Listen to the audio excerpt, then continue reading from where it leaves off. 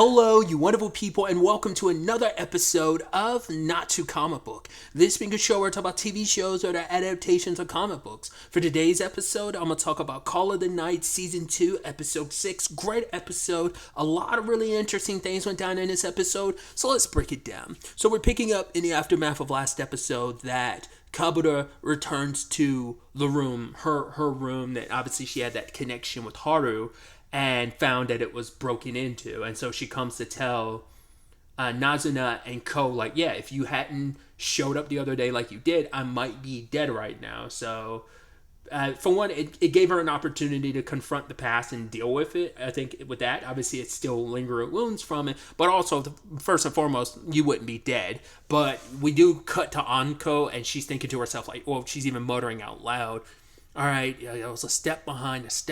But she's like, all right, it's okay. There's more than one way to kill a vampire. I think this is probably the easiest way, but there might be other ways. But it's like, I wonder what they could be. Because as I've talked about countless times throughout these recordings, we don't know the full breadth of vampire lore in this universe because we're learning new things all the time. So we don't know how much of the traditional weaknesses that vampires have, like other than sunlight, but we don't know, like, because garlic is something that's come and gone in different ones. Like, does religious stuff work? Like, does holy water or sanctified water work and stuff like that? So she's got some other means up her sleeve. We just don't know. I mean, this could also be one of those continuities, because I believe this is a interview with the vampire thing, but like using dead men's blood against vampires. I believe that's exclusive to Interview with the Vampire, but I could be mistaken. I know that can be used against them. That can almost be used like poison. So I'm curious if that's something that she might, that could be, in her arsenal.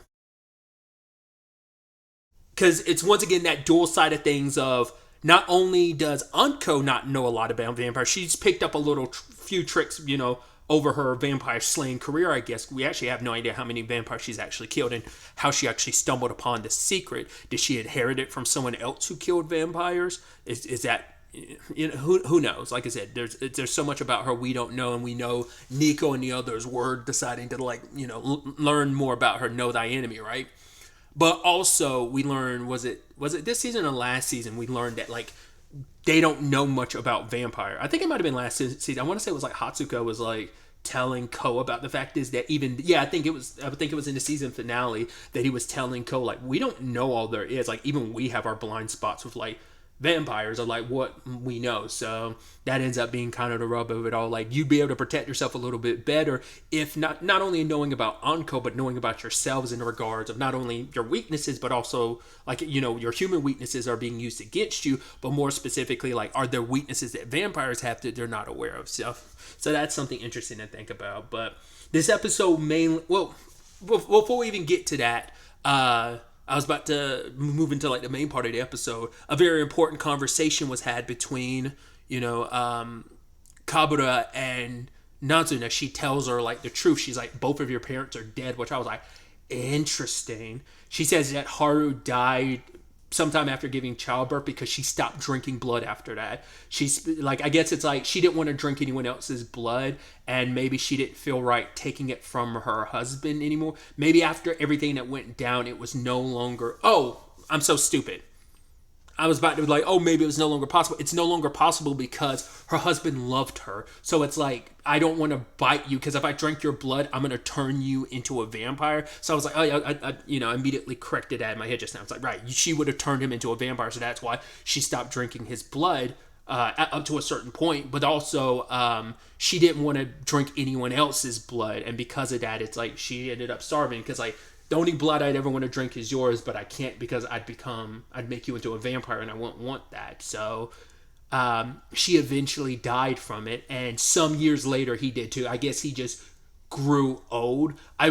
She never got into specifics, but made it kind of seem like maybe, because she's like, I met him. He told me after Haru died, and he seemed like a nice guy. But she's like, yeah, some years later he died. I wonder, did he ever secretly check in on Nazuna, or maybe he always felt the need to kind of stay away, because she might have bumped into him from time to time. She never met her parents, so she never, Haru probably died long before, she was out and about doing her thing, or probably specifically went out of her way to hide herself so that her and Nazuna never bumped into each other, and even if she ran into her dad, she never would have known, you know. So I am curious about that,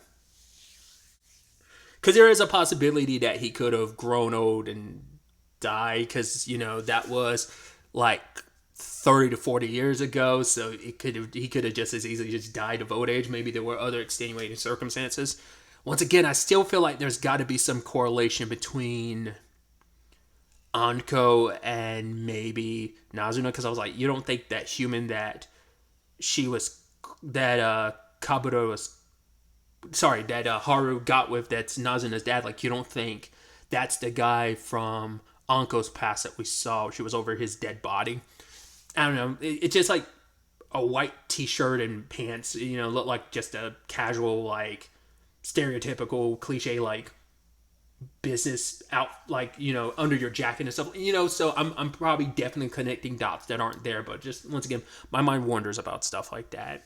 So that is kind of sad, knowing like she never has a chance to meet her parents, because I'm like, in all this time they've never like bothered trying to reach out, but it's like they're long since gone, and they thought probably for better if they weren't around for whatever reason and left everything to Kabura.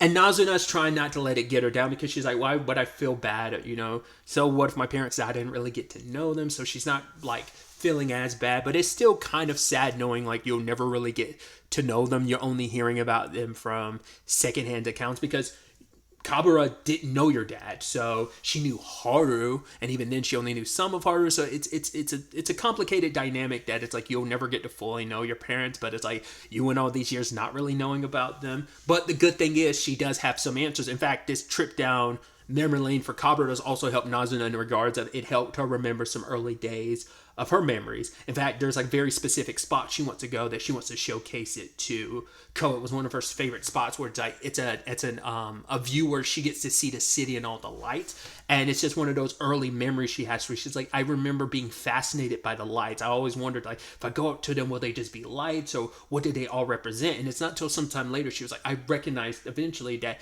they represented all the humans, and just like the magnitude of like those individual lights are mainly individual humans living their individual lives, and there's something like neat and beautiful about just like showing like how big the world is, and how like so many moving pieces kind of make the world go round, that there's all these different people living their individual lives, and it's just kind of like all those stories that are out there. And that was such a nice sentiment to her, and she always thought that was so fascinating.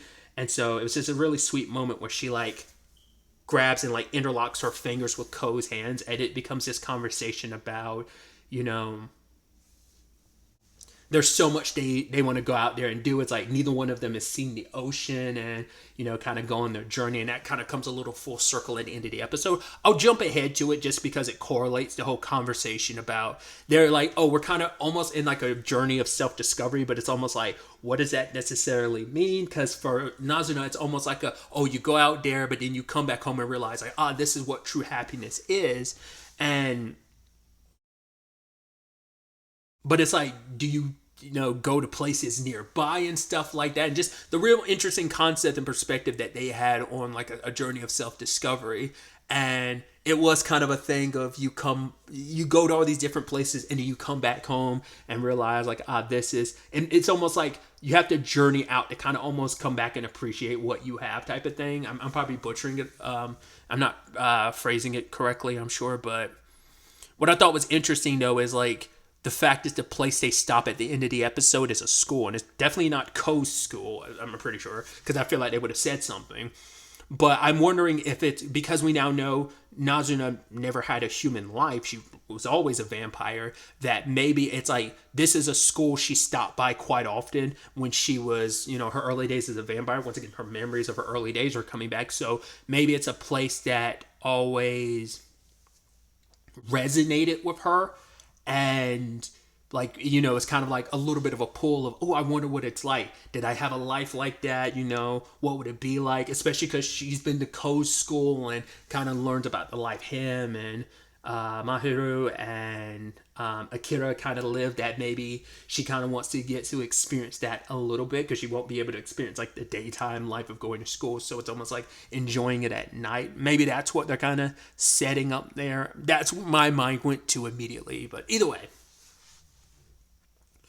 the main crux of this episode revolves around Midori, and this is something I didn't realize until like after I went through the episode again, trying to get like a thumbnail for last episode's recording, and I noticed Anko's book because I noticed Midori's name because, like I said, it's her last name, so I had to look it up to make sure like who they were referencing. But then it said LG, and I was like, oh, I wonder who that is. And it wasn't until the second time through like I noticed like, oh, there's an arrow from Midori to LG, meaning they're connected. It's not; those aren't two separate things. Those are one package deal of getting to Midori means getting to LG, and so.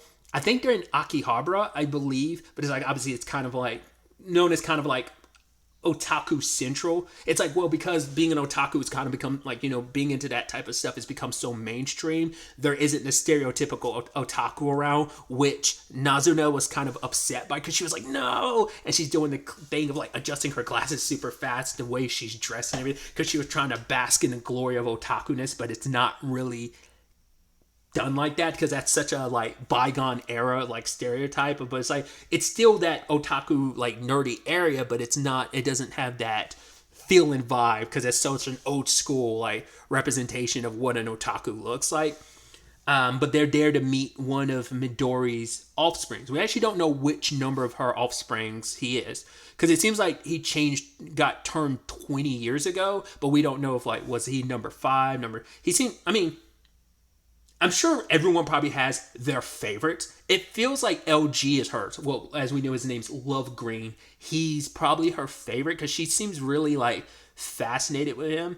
So I don't know if he's like the most recent of her offsprings or maybe he's somewhere in the middle, but like he's the one she really latches onto and cares about the most.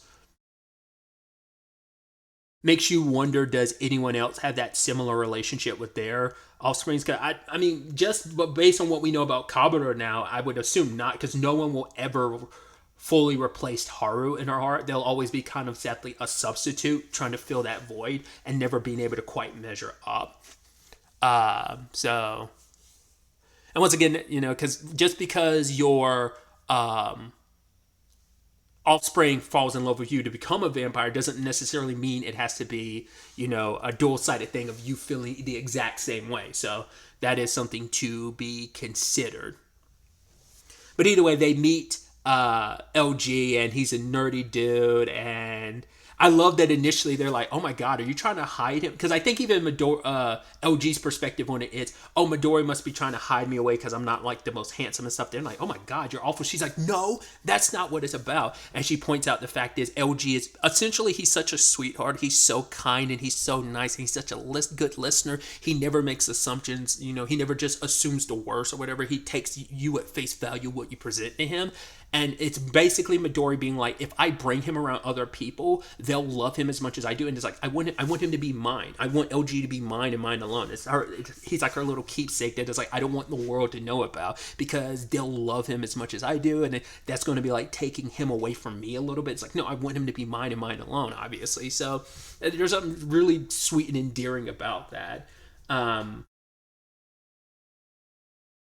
And the way he talks about Midori, that showcases like it isn't just a one-way street with an offspring and their maker relationship. She actually really cares for him because she's like blushing. It's kind of embarrassing, like I said, not wanting to ever share this with anyone, but she needed to, but had no choice because he's the one that's basically helped her with like tracking down stuff from her human past. We'll get to that in a second, but he tells the story of like. Because she initially, like, her go-to thing is, like, nerdy virgins is her shtick. And she would meet up with people, and that's how she met LG. And they kind of hit it off, meet from time to time. And then finally she was like, yo, what if I told you I was a vampire? He was immediately like, make me your offspring. And Cole's like, whoa, you went with a joke. You said a joke in response to a joke. But he was like, no. He's like, the fact is, like, I was... Basically, he was in love with Midori from like the moment he met her. So for him, it's like I was perfectly fine because he talks about like when he looks back on when he looked back on his life, like he was never really good at being around a lot of people. He didn't, he kind of was a little bit of an outcast. And so when he met someone like Midori, who's so sweet and so kind and accepts him as him and adores him for being him, like that meant the world to him. It's like, oh, you're my special somebody. And Ko just being like, oh my God, this guy is so cool. It's like, yeah, like even though he is the otaku he is, there is something sweet and endearing about just him being the overall nice guy that he is, and just he's so cool. And it's just like, oh, LG's such a nice guy, dude. It's so dope. But he ended up helping Midori because he was able to, upon learning about her weaknesses, before he even knew about this, he had already gathered up. Well, I don't know if they were saying like, maybe this is my misinterpretation. It sounded like he was saying like he had already gathered up everything from Midori's past anyway, because he's like, oh, like I'm very good at researching stuff. So he's like, I researched Midori. I bought up everything I could. So I don't know if it's saying like I already did it or I can easily do it because he'd already done so much research into Midori. I think he had already done it, but because Midori had no interest in her past, but because LG is like Midori's number one fan, of course he was going to gather up everything about her that he liked about her, this and that. But then becomes a conversation of, well, what about you, LG? What about your weaknesses? And he's like, well, I'm not going to tell anyone. It's like, well, you need to tell us, because if you don't, we can't like protect you from it. And at one point Midori's like choking him out. He's like, oh my God, her boobs are against the back of my neck. And Ko's like, yo, you need to stop that, because I think he's actually kind of really into it. But he doesn't want to say, because it would mean either it's a combination of it's embarrassing, but also he'd have to get rid of it. And so Ko doing like, once again, I love this whole brain blast thing that he does where he's like going detective mode, and he's like, oh, the easiest thing is to, because apparently LG has his thing is when he's lying, he looks away, he can't make eye contact, so all they have to do is mention all this other stuff, everything that's related to Midori, that, because obviously whatever is important to him has to be related to Midori, so it's like we just list off everything and see how he reacts. So they start going off about underwear, this and that, which he even talks about the fact that he already has it, which I love. Midori's like, well, we need to burn that, like why are you keeping, he's a pervert, and they start listing off all these things until they get to Midori being like, oh yeah, didn't you like make a doujinshi? And then he was like, I don't know what you're talking about. And it's like, oh, that's what it's about. And so for them to be like, wait, you're embarrassed to talk about it. Obviously Midori's such a special person to you. It's like, wait, did you make erotic doujin about Midori? And it turns out that's what it was. Essentially, in layman's terms, he basically made erotic fanfic about her, which is so interesting considering like the relationship. Because he talked about it, like obviously it's something he did as a human, because he was so like, he was like, oh, like, can you really kind of get like turned on by your own drawings and stuff like that. And it was his way to kind of express how he was feeling about Midori. I think everything about Midori in his mind, like he kind of was like putting like pencil to paper and trying to perfect it, and he ends up making it into a manga.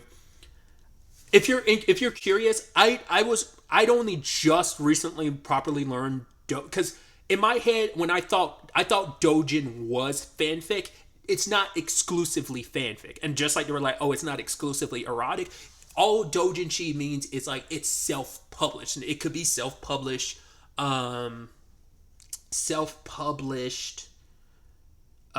smut or erotica, sure, but it doesn't have to be. But like I said, I thought it was like, that was my interpretation of like a doujin was like someone's like fanfic, but fanfic, it can be doujin, but it doesn't mean it exclusively is.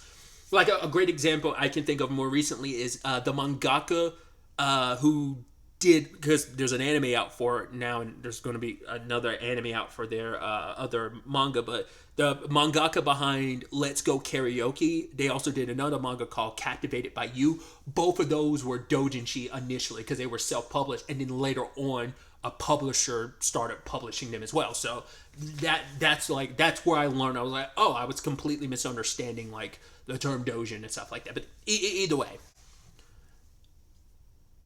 But yeah, he was so inspired that basically he worked on it and perfected it back in his college days. And then he showed up at a convention or whatever with 500 copies.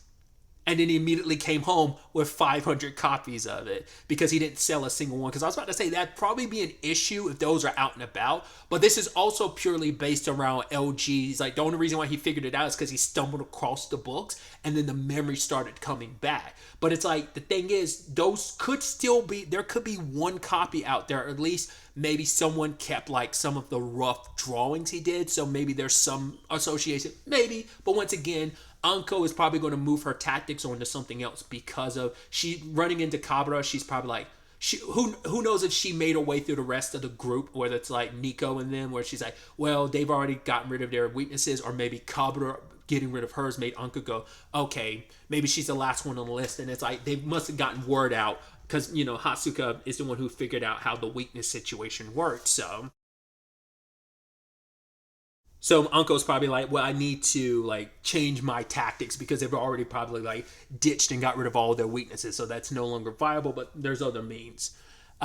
So they sadly had to destroy every single copy, and LG has to watch it get burned. But Nazuna's like, well, the fact is you did that while you were human. And she's like, I read it. It's like, yeah, the drawings kind of suck, but at the end of the day, like, I do see like how much care and love was put into it towards Midori. So it's like, you can always continue it now as a vampire and it won't be a weakness. And it's like, Nazuna's doing this because she kind of wants him to continue it. And then Ko's over reading. He's like, wow, it's actually a proper manga. And Midori's like, stop reading that, Ko. So it's kind of a nice thing. I'm really liking our opportunities to learn more about these other characters that, you know, we know very little. We've gotten to know their personalities, but we haven't had an opportunity to really kind of deep dive into them this way. So obviously, I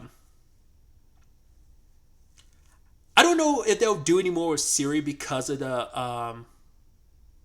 Akun of it all. Like, whether like there will be more on that front or her case. I mean, once again, well, because they kind of dealt with that because they got rid of his glasses. So I think that storyline is probably dealt with a little bit. So I don't know how much we'll get more with Siri. But next would be, well, obviously, like Hatsuka, there's more on that. Like, we know about his circumstances to some extent because of like his offspring and stuff like that. But we don't quite know much about his past fully. And same thing for Nico. So they're still like potentially on the list, but maybe they won't really dive into that. Maybe it's like all that will happen off screen without us diving into that, but who knows. I'm interested to see ultimately where the next episode ends up taking us going forward with all of this. But really, that's all I wanted to talk about today. Next time we meet, be happy, be safe, live life to the fullest, and enjoy it. Good day and goodbye.